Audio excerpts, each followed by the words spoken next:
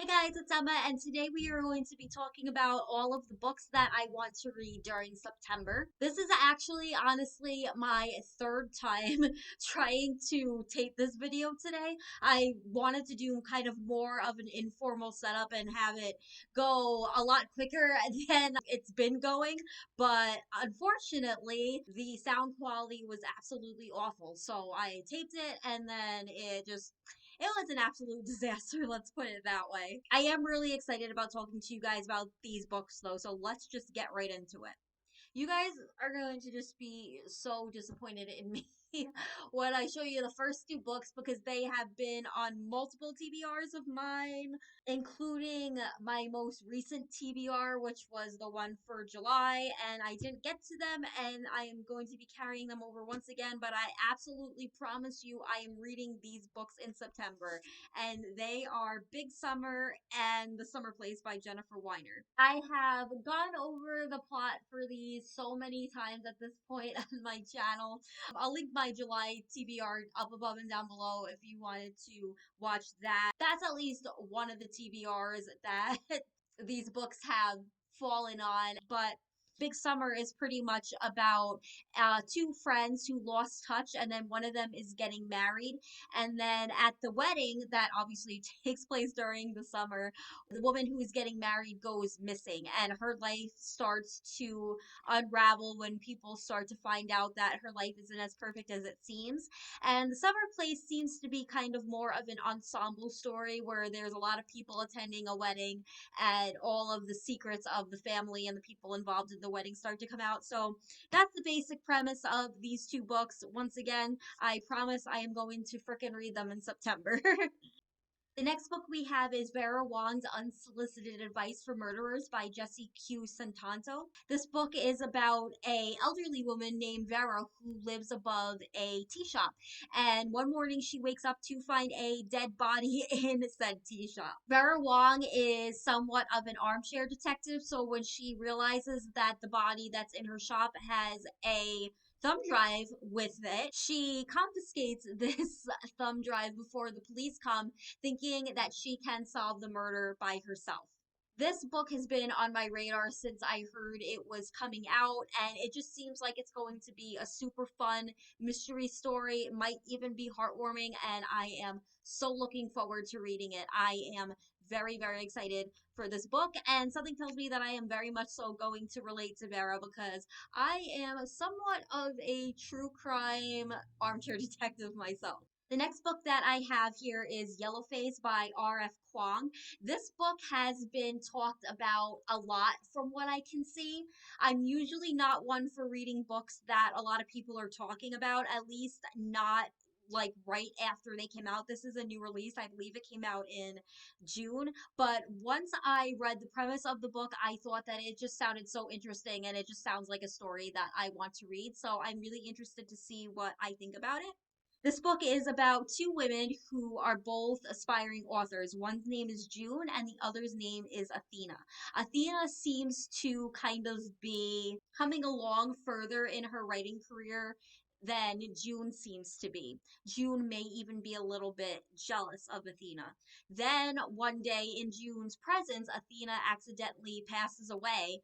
And after that happens, June kind of steals Athena's work and claims it as her own.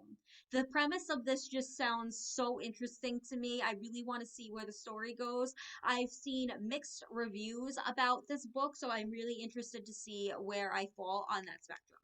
This next book is one that I am super, super excited about. It is called The Niger Wife by Vanessa Walters. This book is about a woman named Nicole who is part of this group of women called the Niger Wives, and they are pretty much women who aren't from Nigeria who end up marrying rich Nigerian men.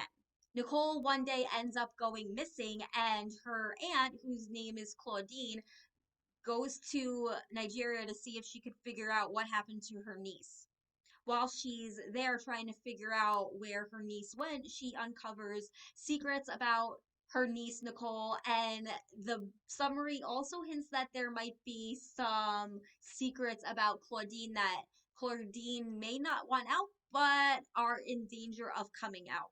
I absolutely love mysteries or books in general that have to do with secrets being exposed. I don't know if you were able to tell that from the types of books I tend to pick out. So I really was intrigued to see what this book was all about. I'm really hoping that I like it. I'm trying not to have super high expectations for it because whenever I do, I end up being disappointed when I have really high expectations for a book. But trying to remain positive because one of the authors on the back of the book that gave praise for this book is Janice Hallett, and she is one of my favorite authors. So I am remaining optimistic about this book. The next book we have is The Hunter by Jennifer Herrera. This book was on my list of most anticipated books of January 2023. It has taken me all year to get through all these books, but by golly, I will do it, even though the books have been a little bit disappointing for the most part. But I'm hoping this book doesn't fall into that trend. This is The Hunter by Jennifer Herrera.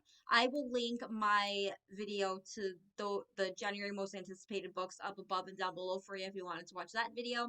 But this book is about a former detective named Lee who goes back to her hometown after her life takes a turn for the worse.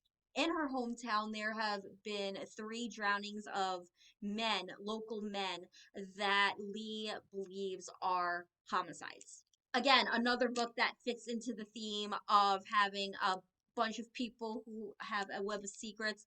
Again, I absolutely love books surrounding small towns in particular that have to do with secrets being uncovered and everything. So I am excited for this book and definitely hope that it's not a disappointment. The next book was also on my list of most anticipated January releases, and that is The Things We Do to Our Friends by Heather Darwin. This book is about a girl named Claire who goes to a new boarding school after having her life kind of take a turn for the worst. And there she meets Tabitha, who introduces her to a group of people that Claire very much so wants to hang out with, but it seems that Tabitha wants Claire to participate in a project that might cause Claire to fall back into the types of things that she was trying to escape from. I'm really interested to see where this book goes. I like the dynamic of kind of seeing how far people will go to fit in. I also like reading about the dynamics of toxic friendships, so we will see what I think about this book. So there we go. These are all the books that I am going to attempt to get to during the month of September. Again, a little bit ambitious for me, but I am going to try my best. Let me know down below what you guys are planning on reading during the month of September. And I do have a book blog. I will link that down below if you're interested in checking that out. Thank you guys so much for watching, and I hope you have a great day. Bye.